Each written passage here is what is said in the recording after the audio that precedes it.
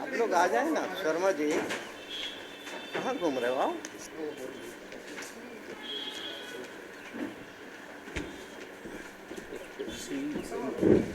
एक कुर्सी ले लो मैडम।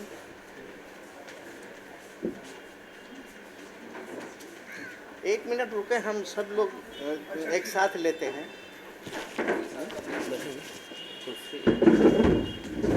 ये सही है, यहाँ किनारे बैठ जाओ। गायकवाड़ साहब आइए। हाँ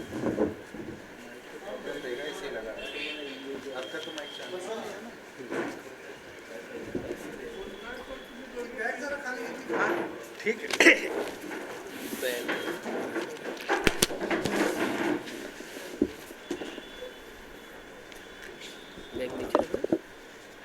हाँ बैग नीचे रख दो, बाद में रखते हैं। चलेगा।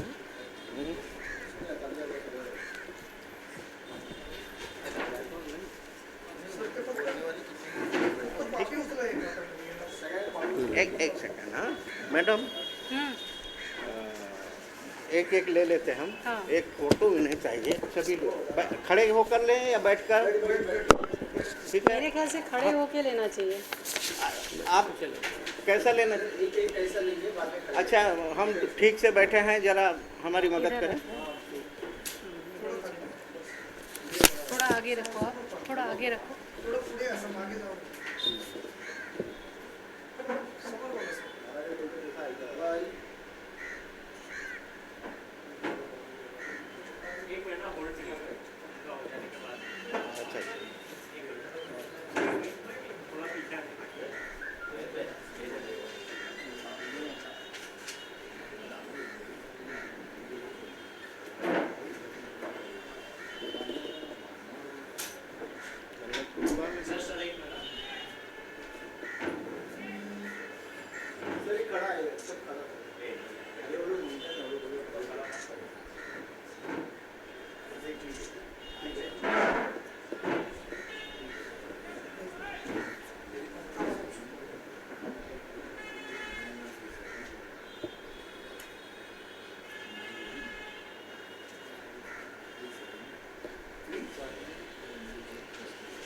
तो मैंने पानी आपसे मांगा था तो आप लाए नहीं, हो गया।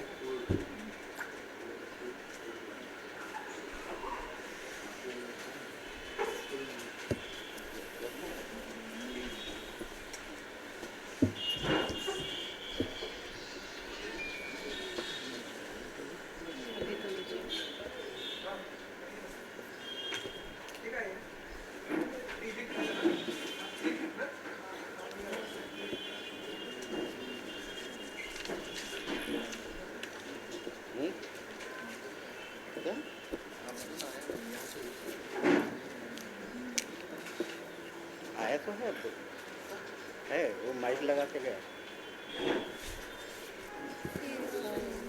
अगले से पूछो पूरे टाइम के लिए लिया है या कैसे लिया है कैमरामैन जो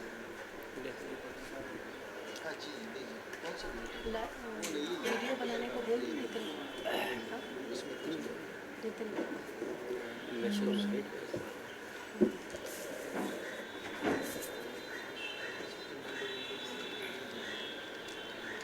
चालू नंबर ले रहे हैं, हो गया कि नहीं? भरा नहीं?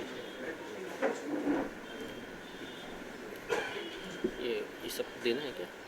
हाँ ये सबको देना है अभी? हो गया, देखिए सबको दे दिया।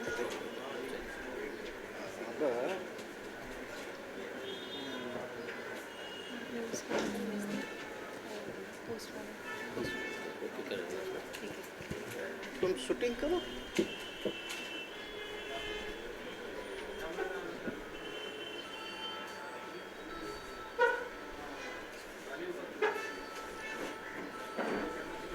वायर की जरूरत नहीं।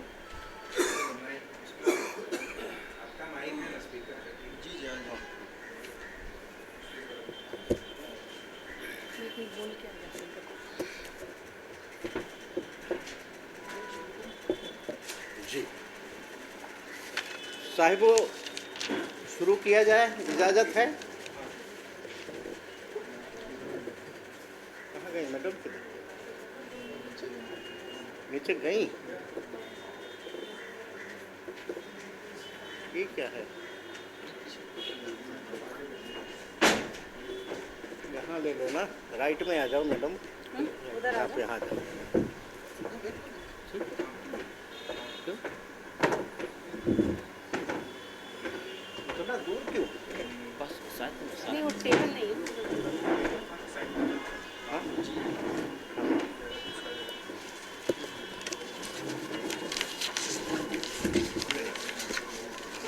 दोनों रहे। जी, परिचय दे दे।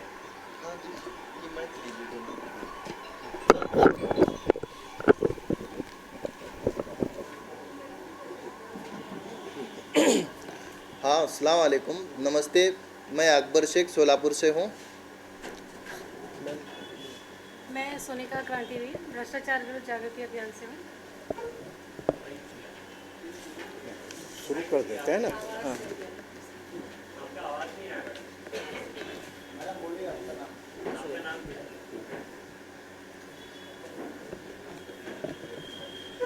हेलो, आवाज़ आ रही है? नहीं है। नहीं आ रही ना? नहीं।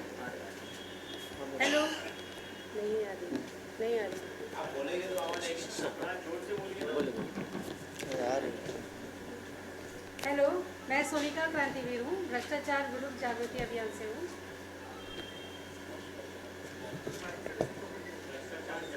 विरुद्ध जागृति अभियान। मैं शिवनारायण शर्मा, भ्रष्टाचार विरोध जागृति अभियान हमारा संगठन है, उससे मैं जुड़ा हुआ हूँ। और इस मुहिम पे मैं किस हिसाब से आया या एनआरसी में कैसे, उसके लिए मतलब मेरा सिर्फ इतना है रोल कि हम सिर्फ भ्रष्टाचार के ऊपर वर्क कर रहे हैं। तो आगे ना आगे बताएं।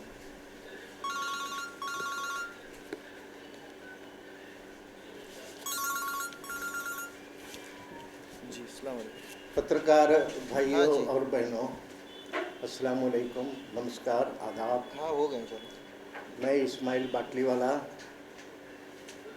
उत्तर प्रदेश से ताल्लुक़ रखता हूँ, लेकिन महाराष्ट्र मुंबई में सेटल हूँ और बिजनेसमैन हूँ। साथ में छोटा मोटा एक एक्टिविस्ट भी हूँ और समाज का हितैषी हूँ, शुभचिंतक हूँ। और इसलिए हम आज आपके सामने आए हैं। साथियों, देश के नागरिकों से देश बनता है। देश के नागरिकों से देश बनता है। एनआरसी नागरिकों की पहचान है। एनआरसी हम सबका मूलभूत अधिकार है। ये जो आप देख रहे हैं इस तरफ सारे बंडल, ये एनआरसी के मसौदे हैं जो राष्ट्रपति, सुप्रीम कोर्ट, सभी लोकसभा के सदस्य, सभी राज्यसभा के सदस्य, भारत सरकार के सभी मंत्री, सभी राज्यों के मुख्यमंत्री, सभी राज्यों के राज्यपाल सहित राष्ट्रीय मीडिया और अंतर्राष्ट्रीय मीडिया को ये भेजा जा रहा है। ये जो बंडल आपके सामने जो मौजूद है, देश भर में साथियों आपने देखा है कुछ समय पहले देश भर में शाहीन बाग मनाया जा रहा था। बच्चे बूढ़े सभी लोगों का दर्द सड़कों पर उतर आया था। उस समय हम महसूस कर रहे थे, ये सब देख रहे थे, तो एक दर्द जो है हमारे सीने में था। हम समझते थे कि जो लोग सड़कों पर बैठे हैं, ठंडी में ठिठुर रहे हैं, उनका दर्द बर्दाश्त नहीं हो पा रहा था। लेकिन हमारे हाथ में कोई मसौदा नहीं था। हमने उस समय देखा समाज दो पार्ट में, दो हिस्सों में बटा हुआ था। एक हिस्सा एनआरसी के विरोध में था और एक हिस्सा एनआरसी के सपोर्ट में था, और हम जैसे लोग इस असमंजस में थे कि हम क्या करें, हमें भी कुछ करना चाहिए, लेकिन हम उस सोच से ताल्लुक़ रखते हैं कि भाई ठीक है, ये हमारी सरकार है, ये हमारा देश है। अगर कुछ हमें समझ में आता है कि हमारे सरकारों से एक आधा कदम भी गलत पड़ते हैं, तो हमारी जिम्मेदारी बनती है नागरिक होने के नाते कि हम उन्हें अपनी तरफ से सलाह दें। लेकिन उस समय हमारे पास मसौदा नहीं था, हम नहीं दे सके, तड़प रहे थे। दूसरी चीज़ें ये है कि एक खतरा पैदा किया गया, डराया गया। कैसे कैसे किन लोगों ने डराया, आप सब वाकिफ़ हैं कि एनपीआर के दरवाजे से एनआरसी लागू होगी। मैं समझता हूँ कि वो बहुत ख़तरनाक जो है दिन होगा, जिस दिन एनपीआर के कंधे पर लाद कर एनआरसी इस देश में लागू किया जाएगा। बहुत भयानक दिन होगा। मैं आप सबके ज़रिए अवगत कराना चाहता हूँ देश को, वो दिन नहीं आना चाहिए। हम उसके खिलाफ हैं। आप सभी से भी गुजारिश है और तमाम देशवासियों से जो देश से प्रेम करते हैं, देश की अपनी जनता से प्रेम करते हैं, उन सब से गुजारिश है कि ये मसौदा ठीक से पढ़ें, इत्मीनान से पढ़ें और गौर से पढ़ें। ये मसौदा आपके लिए है, आपके भाइयों के लिए, आपके बहनों के लिए, आपके बच्चों के लिए, आपके परिवारों के लिए ये मसौदा तैयार किया गया है। और कश्मीर से कन्याकुमारी तक जितने तबके आते हैं, हमने उसमें समेटने की कोशिश की है। ये गुजारिश आप लोगों को है जिनके हाथ में ये मसौदे जा रहे हैं, आप लोग पढ़िएगा। इसमें हमारे व्हाट्सएप नंबर भी लगे हुए हैं। आप पढ़ने के बाद आपके सुझाव मुझे मिल जाएं, इसलिए मांग रहा हूं सुझाव कि ये जो चित्र देख रहे हैं नीचे बैनर में, वो असल में किताब है। ये मसौदे में सरकार को सलाह दिया गया है, किताब में सरकार और जनता को सलाह दिया जाएगा। तो जनता को जो सलाह देने वाला पार्ट है वो किताब में आएगा। अगर आप लोग को सुझाव देते होंगे तो हम अगर उसे समझते होंगे, अगर हमने उसे नहीं लिया होगा तो आपके उस सुझाव को हम किताब में शामिल करने की कोशिश करेंगे।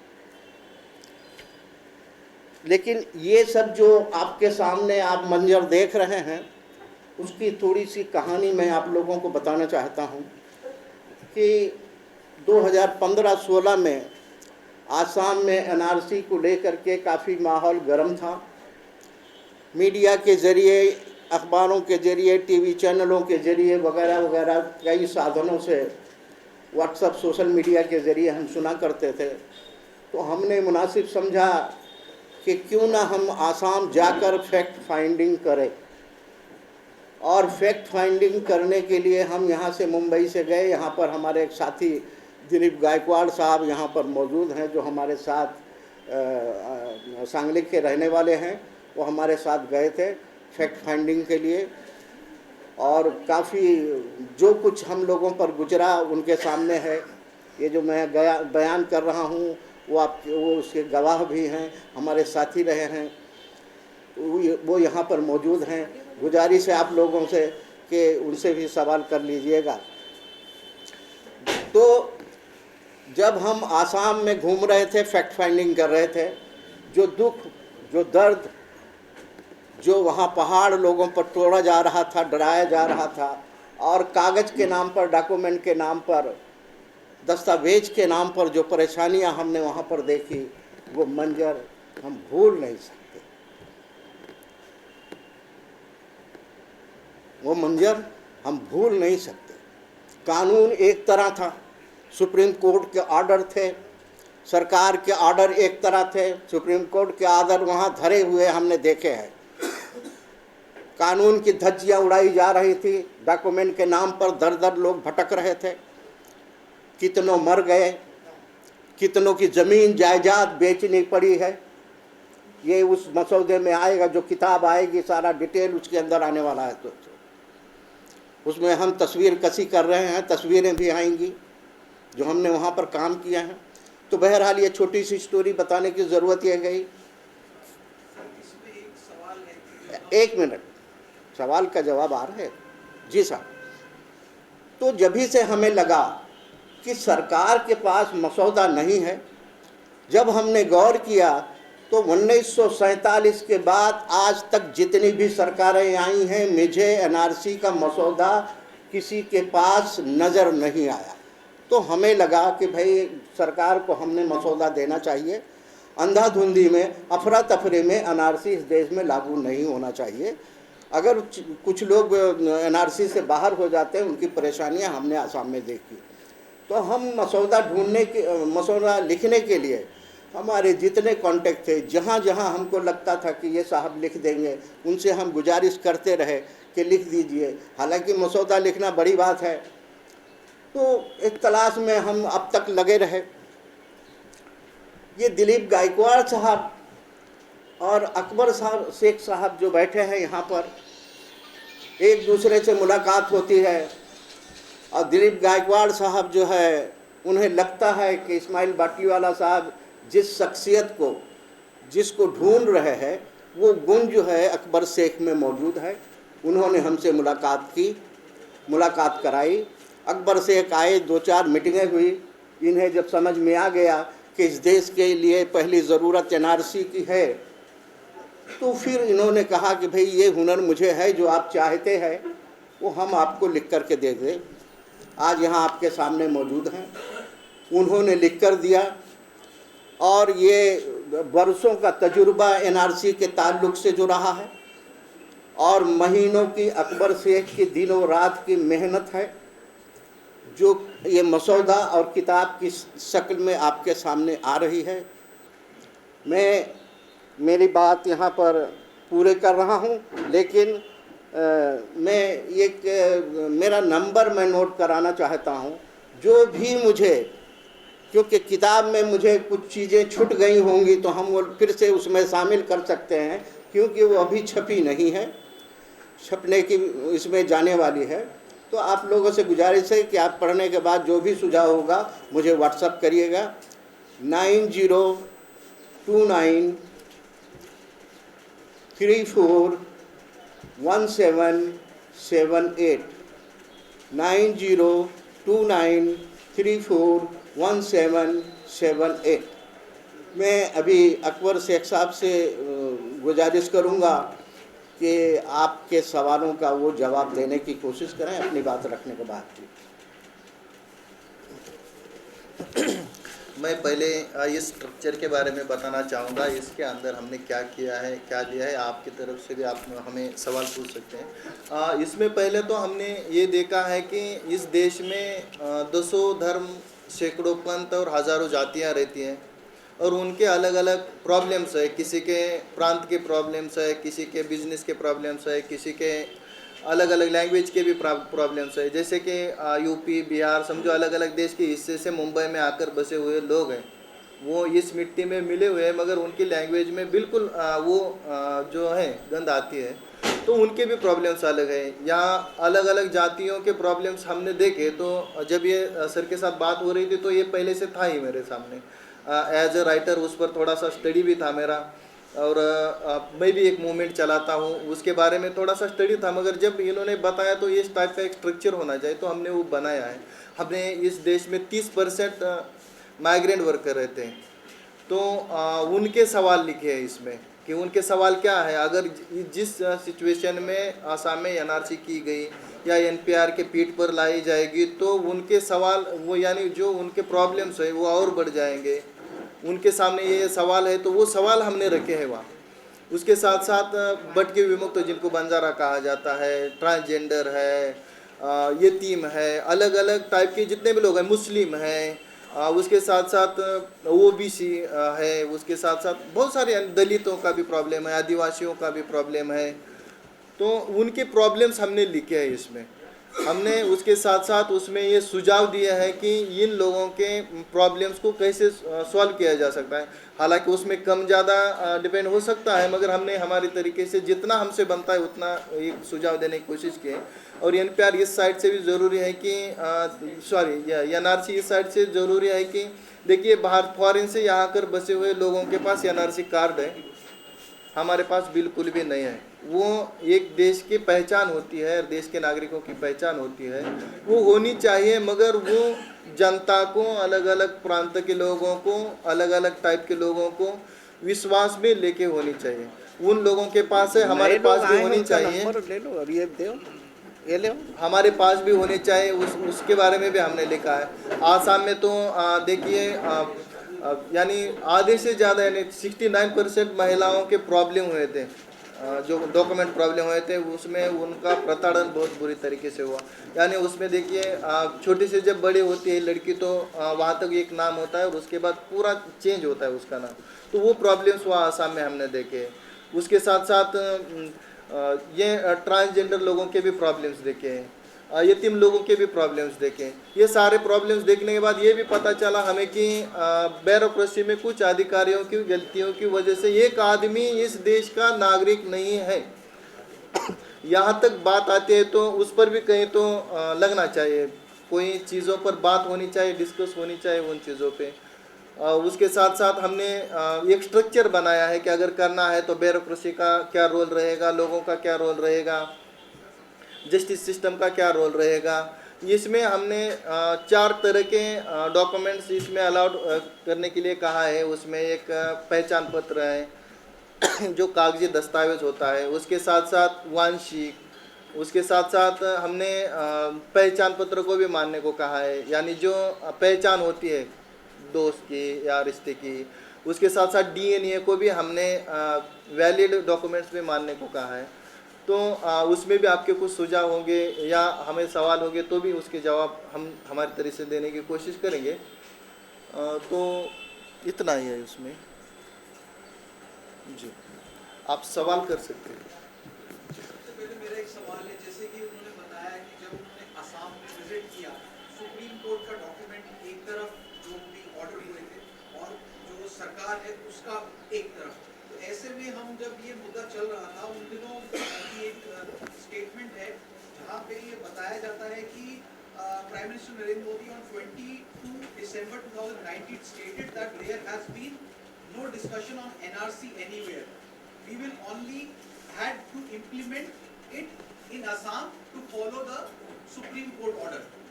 तो ऐसे में आप बता रहे हैं कि ऑर्डर, एक तो मुझे अंग्रेजी नहीं आती, मैं हिंदी में वार्तालाप जी। एक स्टेटमेंट के मुताबिक प्राइम मिनिस्टर नरेंद्र ये बताया जा रहा है कि PM ने ये बताया कि ये जो ऑर्डर है असम में, हमें सुप्रीम कोर्ट के लिए, हमारा कोई डिस्कशन नहीं है NRC पे, हमें सुप्रीम कोर्ट के प्रेशर में आकर के इस ऑर्डर को सिर्फ असम में इम्प्लीमेंट करना है। और आपने जो बताया कि सुप्रीम कोर्ट का ऑर्डर एक तरफ, इसमें क्या कहना चाहेंगे आप? हमारा कहना यह है कि सुप्रीम कोर्ट का ऑर्डर तो सही था, उस पर कोई टिप्पणी नहीं है, लेकिन जो वहाँ अधिकारियों के जरिए जो जनता के साथ व्यवहार हो रहा था, मेरा इल्ज़ाम उन पर है। जी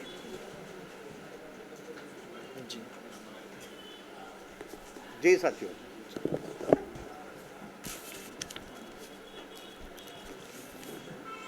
उनको खाने दो पहले।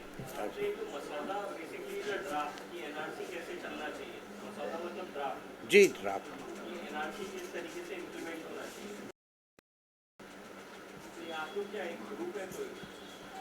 नहीं, हम नागरिक हैं, बस नागरिक लिखा हुआ है उसमें आपके पत्रक में। तो आप इंडिविजुअल लोग गए थे इतना सब वहाँ पे, कहाँ से आपने ये सब डिटेल लिया है, सिर्फ आसाम से या और भी कहीं से? देखिए, वैसे आप इस्माइल बाटलीवाला को सर्च करेंगे, पूरे देश में हमारा पर्सनल नेटवर्क है। हम किसी पॉलिटिकल पार्टी से नहीं हैं। एक सेकंड, आपके सवाल का जवाब दे रहा हूँ। हमारी कोई पॉलिटिकल पार्टी नहीं है, हम किसी पॉलिटिकल पार्टी के मेंबर भी नहीं हैं, हमारी कोई NGO संस्था या तंजीम नहीं है, और हम किसी तंजीम या संस्था के मेंबर भी नहीं हैं।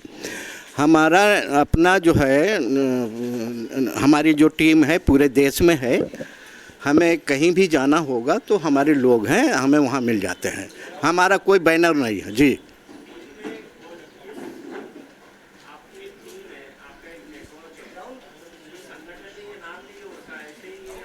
हाँ जी जी जी जी जी।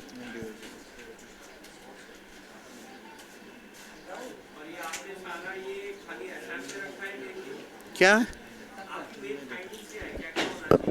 वो किताब में आएगी ना, इसमें है इसमें कुछ हिस्सा है। एक सवाल सेकंड। के जवाब है इसमें। और और जो बाकी आसाम के मामले, इसमें आसाम के मामलों को लेके यानी कुछ हमने टॉपिक भी छेड़ा नहीं जी। हाँ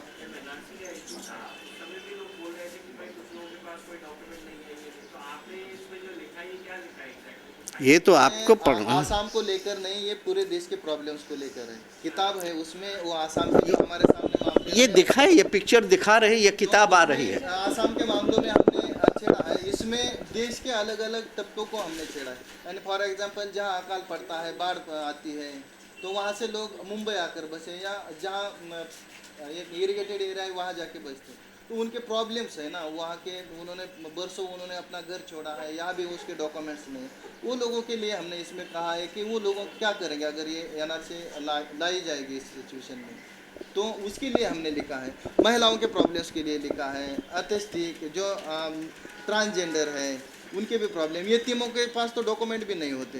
तो वो सवाल हमने किए सरकार को, और हमारी तरफ से कुछ सुझाव दिए हैं कि भाई इनको ऐसा सुलझना है, तो ये है कि हमारी तरफ से ये ऐसा ऐसा सुझाव है कि भाई इसको करके देख लीजिए तो कुछ आसानी हो जाएगी उसमें। वैसे एनआरसी लागू करने के पक्ष में आप है ही। देखिए हमने पहले कह दिया है, 2 पार्ट इस देश के हो चुके रहे एनआरसी के ताल्लुक से। एक सीधा सीधा विरोध कर रहा था और एक सीधा सीधा सपोर्ट कर रहा था। हम दोनों के साथ नहीं हैं। ये हमारे विचार हैं, हमारी खोजबीन है, हमारी मेहनत है जो सरकार को और देश की जनता को दे रहे हैं। आप जनता फैसला करें, अगर ये उचित है, सरकार फैसला करे ये उचित है, हम इसको मानते हैं कि ये उचित है, लागू करना चाहिए। हमने इसमें डिमांड की है। अगर सरकार को लगता है उसमें कुछ और भी ज़रूरत है, हम उनके साथ बैठ करके और भी कुछ ज़मीनी सच्चाई दे सकते हैं जो हमने। हजरत ये क्या जा रहा है ये सारे लोग जी, ये बिल्कुल यहीं आप रहिए, आपके सामने डिस्पैच हो रहा है। ये सब हमने बनाया है। जीपीओ यहाँ से आके कलेक्शन कर रहा है हजरत जी। बेसिकली सर आप चाह रहे हैं कि अगर मॉडिफिकेशन किया जाए तो एनआरसी को लागू करना चाहिए। हमारा मूलभूत अधिकार है, 1947 में एनआरसी लागू हो जाना चाहिए था, नहीं हुआ। ये हमारे साथ छल कपट किया है। हमारी लीडरशिप ने हमें धोखे में रखा है। ये हमारी बुनियाद है, बुनियादी हक है। ये हमें बहुत पहले मिल जाना चाहिए। और जितनी सरकारें अभी तक आई हुई हैं उन्होंने हमें अंधेरे में रखा है, हमारे देश के हर नागरिक को अंधेरे में रखा है जी। सर सरकार की ओर से अभी तक तो ड्राफ्ट आया नहीं है। नहीं आया तो हम इसको। हाँ तो आपने एक सजेशन दिया है सर। जी हाँ बिल्कुल। जो हाँ इच्छा है हाँ वो आप स्वीकार कर सकते जी। और हमने देश भर के लोगों के साथ बातचीत और पहल करने की भी हमने बात की है। कट ऑफ डेट के बारे में भी हमने कहा है कि देश को पूछिए। हमने कुछ उसमें लिखा नहीं, डेट डाली नहीं कि आप देश के साथ बात करो कट ऑफ डेट के मामले को लेकर। और तो ये सब करने का आपके दिल में कैसे आया? हमने अपना दर्द बता दिया ना पहले। सवाल जो दिखे हमें सामने कि आसाम में ये हुआ, अगर एमपीआर के पीछे सिर्फ डी लिखने से अगर कोई नागरिक है कि नहीं है साबित करने के लिए जाएगा तो वो भी डाउटफुल है। तो हमारे सामने हम 2 चीज़ें नकार रहे हैं ना, तो हमारे पास भी कुछ तो होना चाहिए कि भाई ये 2 भी ना बोल रहे हैं, आप क्या चाहिए आपको। तो हमें ये चाहिए, ये देश के सामने रखिए, देश को अच्छा लगेगा या उस पर कुछ सुधार करने हैं तो सुधार करके इसमें ना लागू करें। यानी ये हमारा ऑर्डर नहीं है, ये हमारा देश के सामने हमारी तरफ से सुझाव है कि इसके लिए ये पहल करें। आप अलग अलग टाइप के लोगों के साथ पहल करें। अभी ओबीसी का भी एक तबका बाहर आ रहा है हमारे अलग अलग प्रॉब्लम्स को लेके। वैसे दलितों के भी प्रॉब्लम है, उनको भी हमने इसमें किया, यानी टाइम देश के कितना अलग हुआ? अलग, यानी कि किसान, टाइम कितना छोटे मजदूर, फसल काटने वाले, खदान कामगार, ईंट भट्टा कामगार, संविदा सफाई कर्मचारी, जितने भी इस देश के अलग अलग वर्कर रहते हैं, अलग अलग ट्रैवल रहते हैं, सारे लोगों को हमने टाइम है, उसमें लिया। उनकी 4 प्रॉब्लम बजे तक है। उनकी प्रॉब्लम्स है, उनके पीड़ित जात प्रॉब्लम्स आए हुए हैं। कहीं बाढ़ कटाव की वजह से गांव के गांव चले जाते हैं, उनके प्रॉब्लम्स है। जैसे कि लड़की एक गांव से दूसरे गांव जाती है, उसका भी प्रॉब्लम्स है। जैसे कि दंगा वगैरह जो मानवीय आपत्ति है, उसकी वजह से जो लोग इधर उधर जाते हैं, उनके भी प्रॉब्लम्स है। उनके तो कुछ डॉक्यूमेंट भी नहीं लेते ना, तो उनके लिए भी हमने सरकार से कहा है कि जो गवर्नमेंट के पास डॉक्यूमेंट्स है वो लोगों के, उनके दादा परदादा के, उनके स्टोर रूम कहा जाता है उसको, तो वो स्टोर रूम के लिए भी जगह दे दो। जिनके पास नहीं है ना, उनको जगह दे। अगर वो बोल रहा है कि मैं इंडियन हूँ, तो उसको इंडियन है कि नहीं ये साबित करने का पूरा मौका दे। ये हमने कहा है। यानी फॉरेन ट्रिब्यूनल कोर्ट्स में भी वकीलों की इतनी बड़ी बड़ी फीस है, वहाँ देखा हमने। ह्यूमन राइट्स का एक रिपोर्ट भी देखा हमने। बातचीत में हमने देखा कि करोड़ों हजारों करोड़ों रुपए लोगों ने खर्च किए हैं डॉक्यूमेंट्स ढूंढने में। तो हमारा ये सोच है कि लोगों को भगा मत। यहाँ से मुंबई से यूपी जाएगा, दिल्ली जाएगा, मेरे सोलापुर में जाएगा आदमी, यहाँ से जाएगा तो उसको लगेगा कि पहले होना चाहिए, वहाँ भीड़ हो जाएगी। वहाँ तो यहाँ तो ब्यूरोक्रेसी के मामले में यानी वहाँ सर्कुलर है ब्यूरोक्रेसी, कम ज़्यादा किसी से नहीं लेती, तो वहाँ वो पैसे देगा, तो आने जाने के इसके उसके खर्चे। हमने एक वहाँ एग्जाम्पल दिया है आसाम के किताब में है, वो इसमें नहीं, कि एक बंदा अपना पूरा फैमिली लेके लगभग उसकी फैमिली में 7 लोग हैं, दिल्ली से 4 बार वो यहाँ गया, आसाम गया, और फिर भी वो साबित नहीं कर पाए नागरिक। तो वो प्रॉब्लम्स है, हमने रखे हैं वो सामने। तो देखिए, आपको आपके सामने भी है वो, तो और कुछ सवाल है तो भी पूछिए, हमें सुझाव भी दीजिए।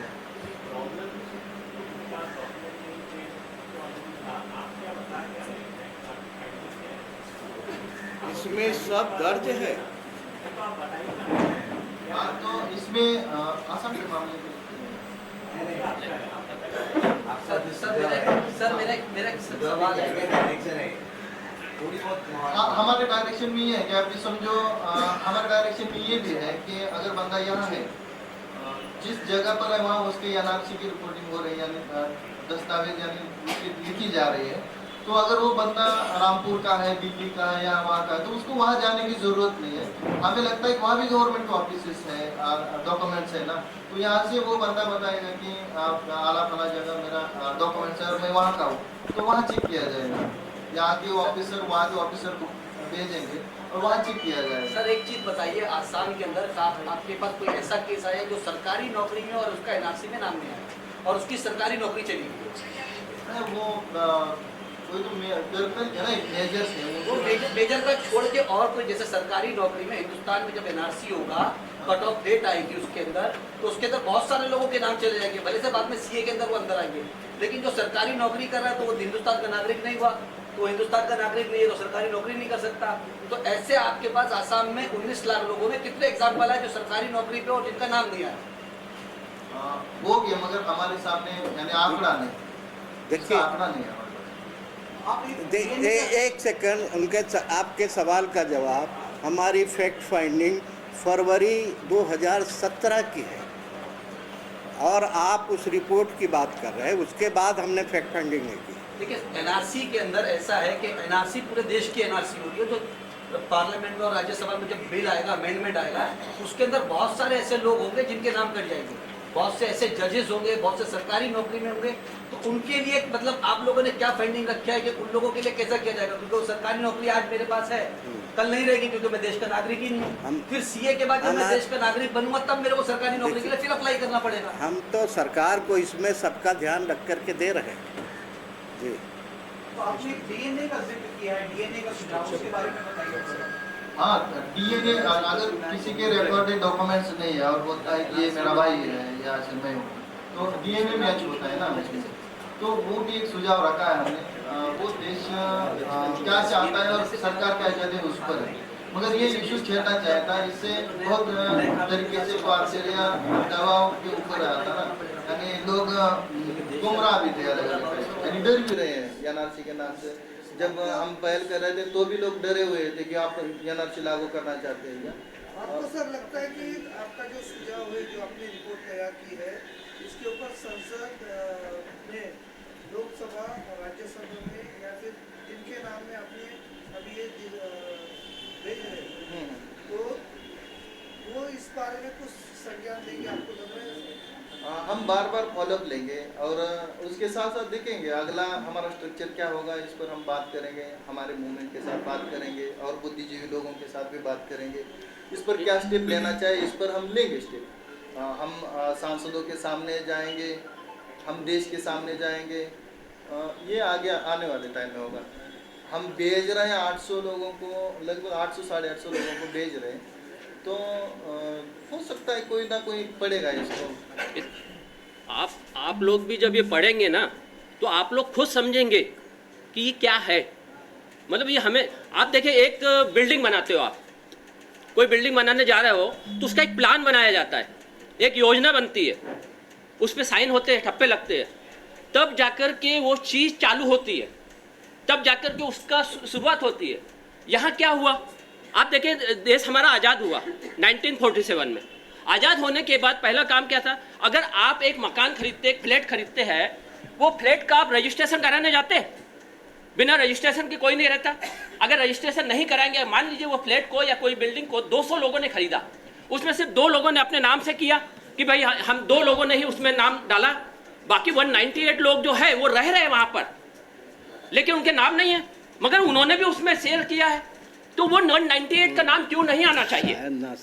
तो ये जो चीज है उसको हमें समझने की जरूरत है कि एनआरसी मतलब देश आजाद हुआ, देश आजाद हुआ, देश बनता है लोकतंत्र, देश आजादी का मतलब है लोकतंत्र। आपकी जो भी संपत्ति है उसका उपयोग कीजिए, उसका उपयोग करके अपने उन्नति कीजिए, अपने जो भी ऐशो आराम, जो भी आपको साजो सामान चाहिए वो सब उसका इस्तेमाल कीजिए। ये है लोकतंत्र, जिसमें किसी दूसरे को, अब लोकतंत्र तब पैदा होगा ना जब वहाँ के नागरिक होंगे। देश आजाद हो गया लेकिन नागरिक है नहीं, नागरिक का रजिस्ट्रेशन नहीं हुआ। नागरिक दिखने में करोड़ों दिख रहे हैं, लेकिन वो नागरिक लोगों का रजिस्ट्रेशन, खुद हम देश के नागरिक हैं ऐसा कह नहीं सकते। कुछ लोग, चंद लोग आ रहे हैं, वो कह रहे हैं आप लोग देश के नागरिक ही नहीं हो। परिणाम क्या, जबकि हर एक व्यक्ति, हम सब जानते हैं, आज हम विदेशों में चले जाएं, वहाँ 2 इंडियन अगर मिलते हैं, वो देख लेंगे हाँ हम इंडियन है, कोई उनको सबूत देने की जरूरत नहीं पड़ेगी, वो खाली आपस में बातचीत से समझ जाएंगे कि हम इंडियन हैं, हम हिंदुस्तानी हैं। तो वो शब्द हमारे पास मौजूद है। आज आपने बिना योजना के एक ऐसे शुरुआत कर दी एनआरसी की, लोगों का अपनी जेबों से, हाँ सरकार ने अभी तक ड्राफ्ट ही नहीं बनाया है, ना दिया। वही तो बोल रहे ना, बिना एनआरसी, बिना योजना के बिल्डिंग अगर आप बनाओगे तो उसका क्या हाल होगा, वही हालत यहाँ पर हुई है। हम उसी को समझाना चाहते हैं। और चर्चा है अभी तक, चर्चा बोलेंगे तो ये चीज आप लोग खुद डिसाइड कर लेंगे। आप अगर इसे पढ़ेंगे तो आप खुद कहेंगे ये क्यों नहीं पहले किया, आप लोग खुद कहेंगे। तो हम इसको आप लोगों के द्वारा ही एक तरीके से पहुंचाना चाहते हैं।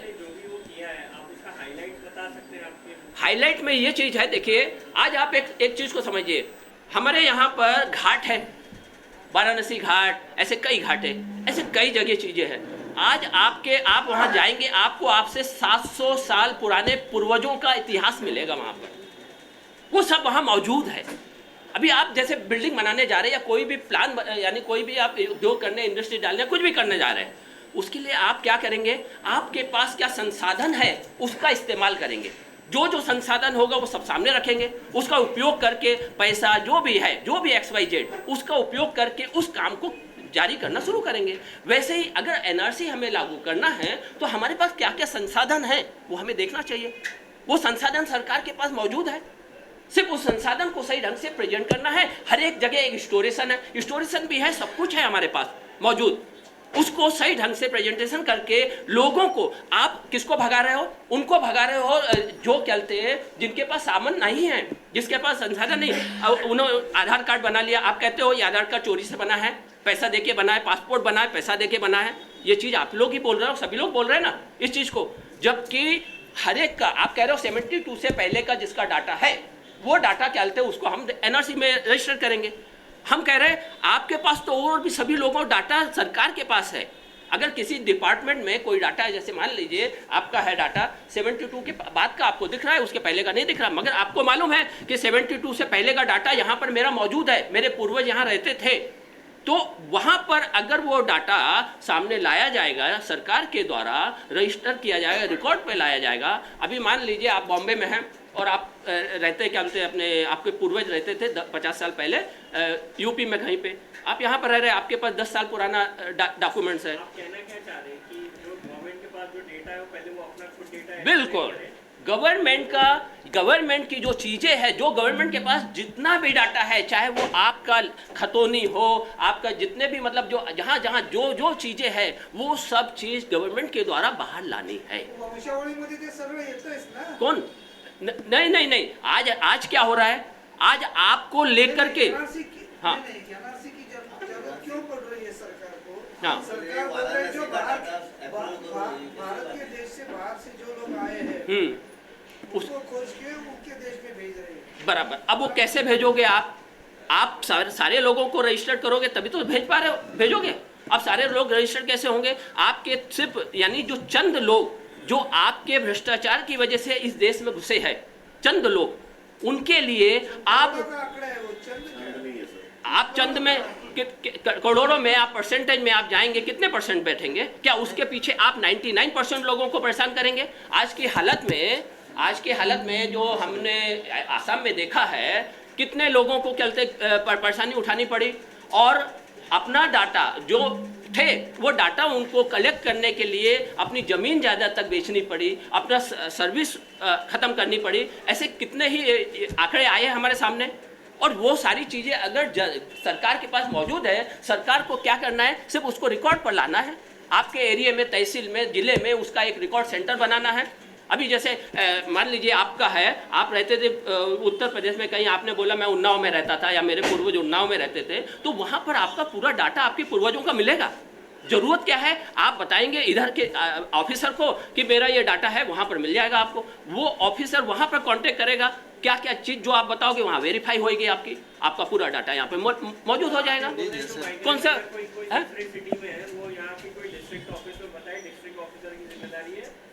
बिल्कुल वो वहीं के भाई आपस में कांटेक्ट होकर सब मिलेगा। अभी हाल ही में remote voting machine, electronic voting machine का इलेक्शन कमीशन लेकर के आया, उसी में सेम प्रोसीजर फॉलो कर रहे हैं। कोई माइग्रेंट अगर किसी दूसरी सिटी में गया हुआ है, वो अपनी सिटी में, जिसका अभी इन्होंने एक डेमो देना है इलेक्शन कमीशन में इसी मंथ में, वो अपनी सिटी में जाएगा, वो वहां से वो इस सिटी में अप्लाई करेगा, फिर उसके अपनी सिटी में उसका तफ्तीश की जाएगी और यहाँ पे ही वो अपनी वोटिंग मशीन की वोट दे सकता है। तो ये भी तो एक तरीके का सेम बिल्कुल वही चीज आपके पास मौजूद है सब कुछ, सिर्फ उसको सही ढंग से प्रेजेंटेशन करना है हमें। और एनआरसी जरूरी है हमारे लिए। आएगा, खरीद फरोख्त आएगी, झूठ फ्लोटिंग पॉपुलेशन आपके हिसाब से कितनी है इंडिया में जो माइग्रेंट्स है? माइग्रेंट्स वर्कर वो हमने सुना है यानी पढ़ा है कि 30% माइग्रेंट वर्कर्स। 70% के बारे में क्या बोल रहा है आपका? 70% लोगों के बारे में, हाँ उनमें भी प्रॉब्लम, हाँ उनके भी प्रॉब्लम्स है, आदिवासियों के प्रॉब्लम्स है उनके, उन्होंने अभी तक 30% तुम्ही आता म्हणाले की ज्यांचा डाटा उपलब्ध होऊ शकत नाही, मग 70% काय म्हणायचं तुम्हाला? असं म्हणायचं त्यांच्यामध्ये सुद्धा प्रॉब्लेम्स आहे, हे आमचं म्हणणं आहे। आपका ये थोड़ा और हाइलाइट्स क्या है, आपको बताएंगे क्या क्या आप गवर्नमेंट को दे रहे हैं, हाइलाइट्स क्या है जी? आप कमीशन दे रहे हैं गवर्नमेंट को और बाकी प्रेसिडेंट से लेकर सबको, उसका हाइलाइट्स क्या है? कुछ ऐसे सजा देखिए, हमने आपको 2 पार्ट में बता दिया है। एक तो ये जो आपके हाथ में दे रहे हैं, दूसरा किताब की शक्ल में आ रहा है। सारा कुछ जो हमने खोज किया, हमने जो पाया है, सही पाया गलत पाया जो भी है, ये दस्तावेज की शक्ल में आपके हाथ में दिया है। आपसे हमने गुजारिश की है आप लोग इसको पढ़िएगा। अगर इसमें एक्स्ट्रा कुछ कमी रह गई है, आप लोग मेरे व्हाट्सएप पर मुझे दीजिए, वो किताब में हम शामिल करने की कोशिश करेंगे। एक सेकंड, हम आपकी बात हम जो इतना समझ पा रहे हैं वो जवाब दे रहे हैं। हाईलाइट में बताता हूँ। एक सेकंड। हाईलाइट का तो एनआरसी एनपीआर के पीछे ना लाए, उसका स्वतंत्र मंत्रालय हो, स्वतंत्र आयोग हो, स्वतंत्र यंत्रणा हो, ये हमारा कहना है। उसके साथ साथ एनआरसी पारदर्शी तथा न्यायिक हो, ये बिना भेदभाव के हो, ये भी हम चाहते हैं। उसके साथ साथ ये गवर्नमेंट यानी ये साबित करे कि एनआरसी नागरिकता के ऊपर हमला नहीं है, ये नागरिकता देने की पहल है। ये जो कंफ्यूजन है, जैसे कि कागज़ तो दिखाने पड़ेंगे, एक हैशटैग भी चलता है कभी कभी, मेरे ऊपर भी चल है तो वो चीज़ों का भी हमने इसमें लिया है कि यार कोई किसी को बोल नहीं पाएगा, यानी एक नागरिक दूसरे नागरिक को तुम इंडियन हो कि नहीं हो उसके पास फैसला करने का कोई अधिकार नहीं। वो चीज़ों को हमने इसमें हाईलाइट किया है। उसके साथ साथ हमने एक रेशो जाहिर करने के लिए कहा है कि डॉक्यूमेंट्स में क्या क्या मांगोगे, पहचान में क्या क्या मांगोगे, और डीएनए में कौन कौन लीगल करोगे। उसके साथ साथ हमने ये भी मांग की है कि इस गवर्नमेंट के पास अभी जो एनआरसी का जो हुआ तो वो इसमें नहीं, मगर हमने किताब में मांग की है कि उसका श्वेत पत्र हो, उसका श्वेत पत्र निकले उसका कि क्या हुआ है वहाँ पूरे देश के सामने हो, उसके पर बहस हो, राष्ट्रीय बहस हो उस पर कि वो सच अच्छा हुआ है कि गलत हुआ है। यानी नागरिक होकर भी नागरिकों के ऊपर जो सवाल संसद में अपोजिशन ने उठाने चाहिए वो तो आप उठा रहे हैं, क्या आपकी करें? जगह तो उधर है। आप बोल रहे हैं कि आप बोल रहे हैं डॉक्यूमेंट जो पूछना चाहिए, जो डॉक्यूमेंट पूछना चाहिए, आपके हिसाब से क्या क्या डॉक्यूमेंट पूछना चाहिए? अनंत है, उसकी यानी कोई सीमा ही नहीं है। दस्तावेज की शक्ल। आपने जिन लोगों से बात किया जो इजीली दे सकते हैं अपना डॉक्यूमेंट, कौन कौन से डॉक्यूमेंट जो आपके हिसाब से होना चाहिए? ये पूरे हमने इसमें यानी अनंत रेंट डॉक्यूमेंट स्लिप- लिखे हैं। रेंट स्लिप है, उसमें घर के दस्तावेज है, खुद के दस्तावेज है, स्कूल के सर्टिफिकेट्स है, अपने बाप दादा के दस्तावेज है, अनलिमिटेड डॉक्यूमेंट, Unlimited अगर रखा कोई है। भी डॉक्यूमेंट प्रूफ करता है, सरकारी डॉक्यूमेंट है, चाहे वो छोटा हो या बड़ा हो, उसको मान्य करना चाहिए। ये अभी एकदम से आपको इसके बारे में क्यों ऐसा लगा? 2017 से चल रहा है, अभी नहीं लगा है। 2017 की तैयारी है, प्लानिंग है, सोच है, वो आपके सामने हाँ है। जी, मेरे पास में मुझे सवाल किया है, बोलिए। ये जो एनआरसी का जो विषय उठा था, ये काफी समय से उसके बारे में बात नहीं हो रही है, एकदम से आपने फिर इसको सोच लिया? एकदम से नहीं सर, हमने लोगों से बात की, हमने स्टडी किया। एज ए राइटर मैं ऑन द स्पॉट नहीं आ पाऊंगा, क्योंकि मुझे आपसे सवालों के जवाब देने और लोगों के भी सवालों के जवाब है। मेरे मूवमेंट के भी, इंडियन सेकुलर मुस्लिम यूथ मूवमेंट नाम का एक मूवमेंट चला था, देखो उसका इसलिए फाउंडर। पूछ रहे हैं कि टाइमिंग ऐसा है कि आने जल्दी लोकसभा के इलेक्शंस भी देखने को मिलेंगे और काफी चीजें जो है चल रही है, तो इसलिए मेहरबानी करके एक सेकंड, मेहरबानी करके पॉलिटिकल सवाल ना करें जी। उससे कुछ लेना देना नहीं। इलेक्शन को टाइम है अभी, तो ये आपने कितने लोगों से फीडबैक लिया है इसको बनाने के लिए? लाखों हाँ लिए, हजारों लोगों से तो लाखों लोगों का।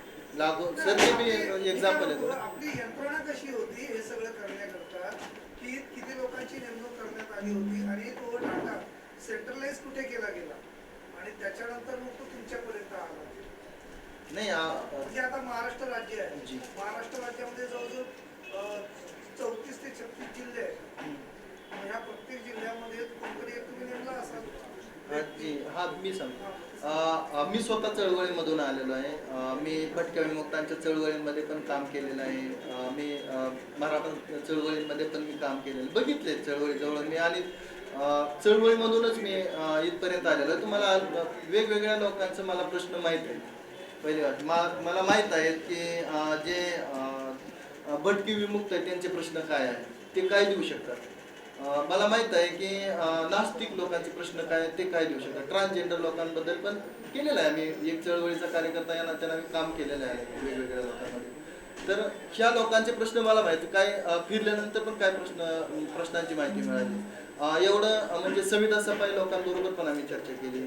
परत नंतर जे छोटे शेतकरी आहेत, मी पण एक शेतकरीच आहे, त्याच्यामुळे छोट्या शेतकरी मोठ्या शेतकऱ्यांचे प्रॉब्लेम्स आहेत. या देशामधले जवळजवळ 35% जे उद्योग आहेत 140 कोटीच्या घरामध्ये देशाची लोकसंख्या आहे.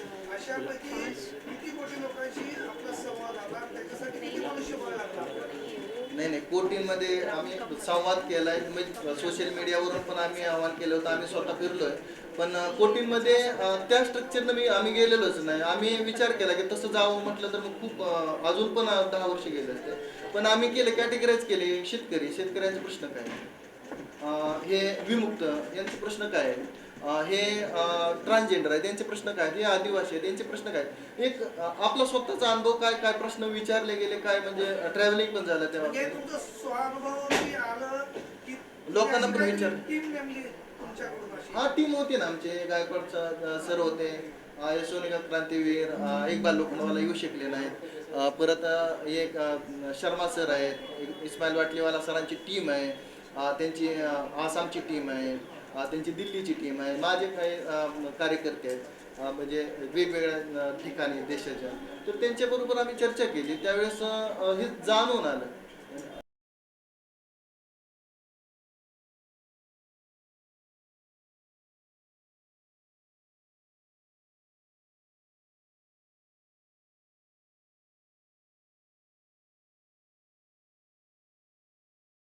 भारतामध्ये स्थलांतरित झालेला आहे, रोहिंग्या, नंतर हे जे आहेत तिबेटचे लोक, असे काही लोक आहेत जे बाहेरून आलेले आहेत.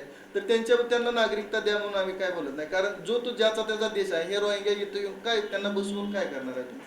आमचं मत आहे की त्या देशावर दबाव टाका किंवा तुम्ही एक साधा काहीतरी करार करा आणि या लोकांच्या सुरक्षेची जबाबदारी घ्या आणि यांना तिथून येऊन बसवा.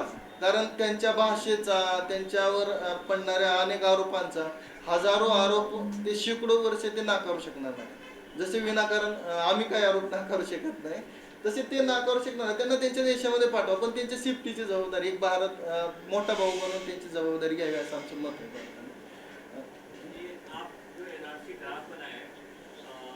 First 5 things government should do, पहली 5 चीजें क्या है जो गवर्नमेंट को करनी चाहिए आपके ड्राफ्ट के हिसाब से एनआरसी इंप्लीमेंट करने के लिए? हाँ, नहीं, सब करनी चाहिए. पहली 5 बिल्कुल नहीं, 5 नहीं. क्या है, कितनी चीजें एक आप बताइए? ये हमने लिख कर दिया है जनाब. लिख के आपको बताने आना चाहिए. आप एक्सपेक्ट कर रहे हैं कि लोग आपका इसमें बहुत सारे डॉक्यूमेंट्स हैं, बहुत सी चीज़ें हैं. नहीं, मैं बताता हूँ. आपको 5 पॉइंट चाहिए क्या? मैं 5 पॉइंट बताता हूँ. हम चाहते हैं कि राष्ट्रीय पहल करे और देश के लोगों को विश्वास दे गवर्नमेंट की हम आपकी गवर्नमेंट है और हम आपकी नागरिकता के लिए पहल कर रहे हैं, ना उसको दुश्मन लगे, लोगों में या डिवाइडेशन ना हो. दूसरी बात, जो उठपटांग बयान देते हैं या कुछ तो रूल होने चाहिए कि उन्होंने ऐसे कोई बयान देने नहीं चाहिए, उसके बारे में भी हमारी राय है. तीसरी बात यह है कि नागरिकता देते वक्त गवर्नमेंट के ऊपर ये जो जस्टिस सिस्टम है हमारा, उसकी कमिटी हो कि ये गवर्नमेंट का जो अधिकार है, एनआरसी अधिकारी है, वो बराबर काम कर रहा है कि नहीं, ये बराबर रिपोर्ट जाए, ये हमारी कोशिश है. अजूनपर्यंत सरकार त्याचा मसुदाच नाही दिलेला आहे NRC चा. हा बरोबर आहे. तो त्याची काय मागणी आहे? हा, हे याच्यावर चर्चा द्यायला हवं असं तुम्हाला वाटतं? याच्यावर चर्चा केली जावी. आम्ही डायरेक्ट ठोसणार नाही, कारण ते ऍक्सेप्टेबल नाही. समजा हे तुम्ही आता दिले, हे सरकारने ऍक्सेप्ट नाहीच केलं, धरून चालत, ते त्यांचं ठरवणार आहे. जी, त्यांनी सांगितलं ना, हा सूर्य तो सूर्यच. बरोबर. मग त्याच्यावरती सोल्युशन काय तुमचं? आम्ही आमच्या मागण्या घेऊन नंतर मीन्स आमच्या वो टीम बरोबर अभी चर्चा देखेंगे करून ना. काहीतरी सनी निर्णय जी, घेऊ. आप कुछ बोलेंगे, आप कुछ बोलिए. सर, आपको तो पता होगा 1970 में पॉलिटिकल पार्टी के नाम तो मैं नहीं ले रहा हूँ, लाखों बांग्लादेशी को यहाँ पर शरण दिया था, ये तो आपको पता ही है. हाँ हाँ हाँ जी. तो उनका क्या करने वाले, वो तो यहीं पर है, उनका डॉक्यूमेंट बन गया. दूसरा सवाल है, जैसे भाई ने बताया था कि भ्रष्टाचार के माध्यम से आपको आधार कार्ड मिलते हैं, पासपोर्ट मिलते हैं, सब. तो एनआरसी में रजिस्टर करने में, भ्रष्टाचार में करने में क्या प्रॉब्लम है? वो भी हो सकता है, हो सकता है. नहीं, उसको रोकने के लिए हमने कोशिश की है ना. वो बंदा यहाँ से कहीं जाएगा तो भ्रष्टाचार होगा, वहाँ जगह पर उसको वो चीजें मिलेगी तो भ्रष्टाचार काफी हद तक खत्म हो जाएगा. यानी पूरा नहीं, मगर एक 70% तो उसमें आधार कार्ड आहे, थंब जर पुढे आपण गेला तर आपली डिटेल्स येते. बरोबर. बरोबर ना? अशी तर मिळणार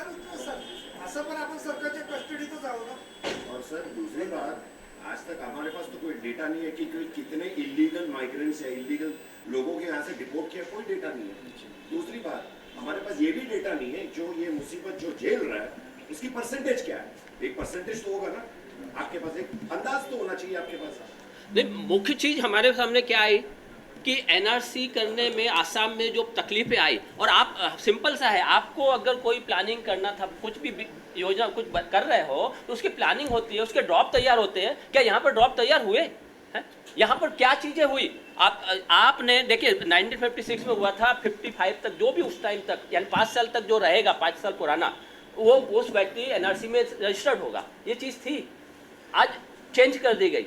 हमें वो चेंजिंग हुई है, जो भी चीज़ हुई है, पहले आपका प्लान तो होना चाहिए ना, आपका ड्रॉपिंग, आपके पास जो मौजूद था संसाधन वो तो आपने लाए नहीं ना सामने। कहाँ है? 3:30 है ना, 4 बजे तक। हाँ, बाकी देश में ऐसे कितने हो रहे हैं? मुझे तो नहीं लग रहा ऐसे कुछ हो रहा है। पूरे देश में करना है ना। देखिए, एनआरसी हमारा हक है। और दूसरी बात ये भी है एक सर सेकंड, कि मैं सर का जवाब दे दूं। सर, हम यहाँ बैठे हैं, हमारे देशवासियों के लिए बैठे हैं, उन्हें नागरिकता मिलनी चाहिए। जो विदेशी ताकतें, विदेशी लोग जो यहाँ पर घुसपैठिए हैं, उनकी सपोर्ट के लिए हम यहाँ नहीं बैठे हैं। ये साफ शब्दों में सुन लीजिए। कोई पॉलिटिकल पार्टी हो जिनकी सरकार रही है या जो अपोजिशन में रही है, मेरा इल्ज़ाम है कि उन्होंने हमारे साथ छल किया है, हमारे साथ धोखा किया है। आप हल्ला सिर्फ मचाते हो। मान लीजिए मैं यहाँ से कह दूँ, ये जो लेफ्ट साइड में बैठे हैं ये सारे विदेशी हैं, मेरे पास क्या सबूत है कि जो राइट में मेरे साथ बैठे हैं वो सारे देशी हैं? बिल्कुल नहीं है। हम क्लियर करना चाहते हैं, इनका क्लियर कर दीजिए, ये अपने आप क्लियर हो जाएंगे। हम साफ काम में चल रहे हैं, आप लोगों की मदद की ज़रूरत है जी। और तो किसी के सवाल है कुछ? अरे भाई, गायकवाड़ साहब वहाँ गए थे, आसाम गए थे, उनका आना चाहिए ना बाइट। हाँ, वो कंक्लूड होने के बाद बाइट। अच्छा ठीक है, बहरहाल मैडम कुछ बाइट दे देंगे। प्रश्न आलाय, रेल्वे मध्ये ती आमची जागा आहे, हाँ कागदपत्र दाखवा। तिकडची लोक सांगतात की मागच्या कित्येक वर्षापासून आम्ही इथे राहतोय, 10, 20, 25, 40 वर्षापासून सांगतोय। रेल्वे सांगते की आमची जागा खाली करा। ते प्रकरण कोर्टामध्ये गेलं, कोर्टाने सांगितलं की 7 दिवसामध्ये तुम्ही 40-50 हजार लोकांना काढू शकत नाही। मग आता ते राज्य सरकार, प्रशासन त्यांचं सगळं कागदपत्र तपासणार, त्याच्यानंतर मग जे आहे त्यांचं रिहॅबिलिटेशन करणार। असे अनेक प्रश्न इसके लिए तो सिंपल सा हमारा है, जिसके पास ताकत है। रेल्वेची जागा आम्ही सोडणार नाही। ये इशू नहीं है हमारा। देखिए, इसमें बोलना हमें उतना नहीं चाहिए, लेकिन इसका सिंपल सा है। नहीं, वो हमारा इशू नहीं है अभी। नहीं, वो मामला अदालत में चल रहा है। हम एनआरसी के ताल्लुक से बात कर रहे हैं। अदालत का मामला है, वो जाने, लोग जाने जी।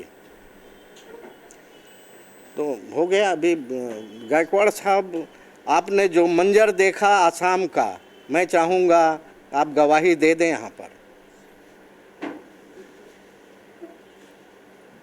जी सरकार, ज़रा 1 मिनट। ये दिलीप गायकवाड़ साहब हैं, और मैं परिचय तो दे दिया हूँ। ये हमारे साथ आसाम 2017 फरवरी मार्च में हम लोग आसाम की गलियों में, गाँवों में घूम रहे थे। जो दिक्कतों से हम लोगों ने सामना किया, ये चश्मदीद गवाह हैं उसके। मैं समझता हूँ जो आपने वहाँ देखा, 2 शब्द आप बयान कर दें।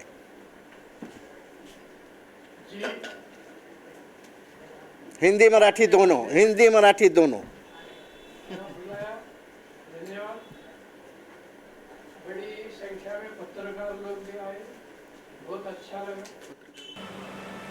2017 में असम में जो हुआ था वो एक मानवता पर कलंक था। ये वहाँ मैं जो गया देखा, उस पर मैं बता रहा हूँ। सितंबर के महीने में असम में जो कोकण में बारिश होती है उससे 3 गुना बारिश रहती है। ऐसी बारिश में बुलडोजर जेसीबी लगा के कई मुस्लिम गांव तबाह कर दिए। उनमें से मुझे एक अभी भी याद है, खारू पिटिया नाम का गांव। तो वहां जो हमने देखा, हम सुन्न हो गए। मतलब मानवता के खिलाफ एक बर्बरता थी।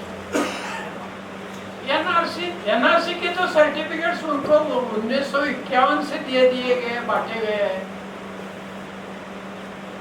फिर भी उनके घर क्यों तोड़े? तो जो अभी इस्माइल बाटलीवाला साहब ने जवाब दिया कि गवर्नमेंट के पास ही इसका कोई डॉक्यूमेंटेशन नहीं है। गवर्नमेंट के पास का अगर डॉक्यूमेंटेशन नहीं है तो डिटेंशन कैंप किस लिए बनाए और लोगों को उधर कैसे आप रख सकते हो? बात यह है, आपने साहब बिल्कुल एक अच्छा सवाल पूछा। जो बांग्लादेश से नागरिक आए थे और वहां बसे हैं, उनका क्या? बात यह है, भारत और पाकिस्तान 2 शत्रु राष्ट्र बन गए थे और सरकार ने पॉलिसी के तहत पाकिस्तान के 2 टुकड़े कर दिए। ये हमारे देश के हित की बात सरकार ने की। उसके लिए बांग्लादेश से जो मुक्ति वाहिनी के सैनिक थे उनको वहां असम में लाया गया, जंगलों में बसाया गया, वहां लड़ाई की ट्रेनिंग दे दी गई और बांग्लादेश को स्वतंत्रता मिल गई। उसके बाद हुआ ये, जो लोग वहां बांग्लादेश से असम आए थे, दरअसल असम की लोक संख्या आबादी बहुत कम है और एरिया बड़ा ज्यादा है। दूसरी बात, ब्रह्मपुत्र के किनारे उन्हें बसाया गया क्योंकि पानी की दिक्कत नहीं है। एक अनाज और पानी 2 चीजें हो गई तो क्रांतिकारी कहीं भी रहता है। तो जो लोग वहां बसे वो बोले अभी हमें यहाँ से जाने का नहीं है। फिर सरकार के सामने सवाल खड़ा हो गया कि अब इनका करे क्या? तो मानवता के तहत उन्होंने बोला कि भाई ठीक है, हमारे देश में तो आबादी 70 करोड़ है, जो लोग आए हैं वो कितने हैं? 5-10 लाख है, ठीक है, रहने दो। उसके बाद हुआ ये कि ब्रह्मपुत्र नदी ने, उसकी एक खासियत है, हर साल वो अपना पात्र बदलती है और गांव के गांव तबाह हो जाते। उन लोगों के लिए ये नया नहीं है। तो उसमें बहुत से जो आपके जिसे कानूनन चीजें है वो नष्ट हो जाती है। आपका परिचय खत्म हो जाता है करीब करीब। तो इन लोगों को अभी आप घर का कागजात, जमीन का कागजात कैसा मांगोगे? नहीं मांग सकते। जो 1971 के पहले लाके बिठाया गया, उनको आप 1950 या 51 के पहले से कागज कैसे मांग सकते हो? नहीं मांग सकते हो। दूसरी बात ये हो गई कि जैसे ही इन लोगों को वहाँ बसाया गया, जो बांग्लादेश मुक्ति वाहिनी के लोग उधर आए थे उनको बसाया गया, उसको उधर बसाने के बाद और भी लोग, उनके जो रिश्तेदार है वो उधर आ गए। तो ऐसे प्रॉब्लम्स में प्रॉब्लम्स वहाँ बढ़ते चले गए। और ये जो 2017 में घटना घटी तो सीधा मैंने पता मानवता पर कलंक था, और उसने इतनी हद की कि अपने राष्ट्रपति के कुटुंब को भी एक नोटिस मिली है, ऐसा मुझे सुनने में मिला। तो सरकार ईमानदार हो, लोग ईमानदार हो, और इस्माइल बाटलीवाला साहब ने अभी जो ये काम किया है वो इस ईमानदारी को मजबूत करेंगे, ऐसी मैं अपेक्षा रख रहा हूँ। इसमें और एक मैं आपको बात बताता हूँ, जो भटके विमुक्त लोग हैं, जो बंजारा लोग, लमान लोग वगैरह, नदी वाले लोग, ऐसे गांव-गांव भटकते हैं, उनका कोई ठिकाना नहीं रहता है। उनको आप एनआरसी कैसे देने वाले हो? जो घाटी में दूर दराज में रहते हैं, अभी भी उनके पास कोई कागज नहीं है। असम में जो 19 लाख लोगों को उन्होंने सस्पेक्टेड बता दिया, उसमें बांग्लादेशी बहुत थोड़े हैं और इंडियन ही ज्यादा है। उनका क्या करोगे? अरे बहुत सी बातें हैं। तो अभी आपका समय ही खत्म हो रहा है, तो मुझे यहाँ बुलाया, बोलने का मौका दिया। दरअसल ये चीजें आपने इनको पूछनी चाहिए थी, आपसे नहीं आई। ठीक है, मगर आप लोग ध्यान दीजिए कि ये जो बेसिक बातें हैं कि एनआरसी के लिए मांगा क्या, तो मेरे नाना के बर्थ डेट का सर्टिफिकेट कहाँ, मेरा खुद का बर्थ डेट 3 है, मेरे मामा ने उधर लिखा हुआ था, मेरे गुरुजी ने लिखा हुआ, और आपके दफ्तर की नोट सरकार ने जो लिखा है। तो ऐसी चीजें हैं, इसीलिए इस्माइल बाटलीवाला साहब जो जा रहे हैं, बहुत अच्छा काम किया है उन्होंने। इस देश में किसी ने तो कुछ करना चाहिए था। आपको सलाम, धन्यवाद। और किसी को कुछ पूछना है? नहीं, पूछना सवाल हो गए। मैं एक संदेश देना चाहूँगा साथियों, आखिरी।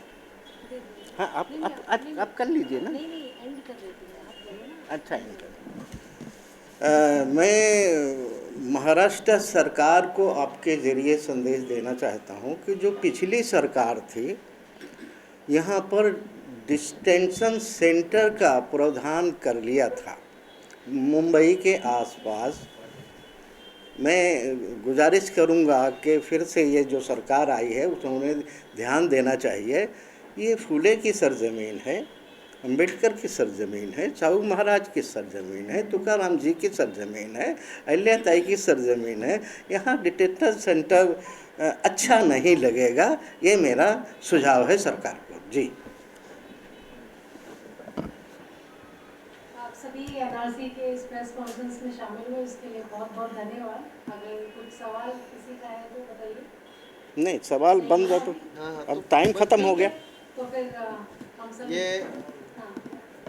ये हमने राज्यसभा के, लोकसभा के सारे मेंबर, सारे मुख्यमंत्री, राज्यपाल और जो जिम्मेदार लोग हैं उनको भेजने के लिए यहाँ हमने रखा हुआ है। तो यहाँ से ये डिस्पैच होगा, तो आपको देखना है तो देख लीजिए। चलो हम जी, और कुछ कोई बोलना चाहे तो बोल दो। टाइम ख़त्म हुआ है। आप लोगों का धन्यवाद, शुक्रिया, बहुत बहुत।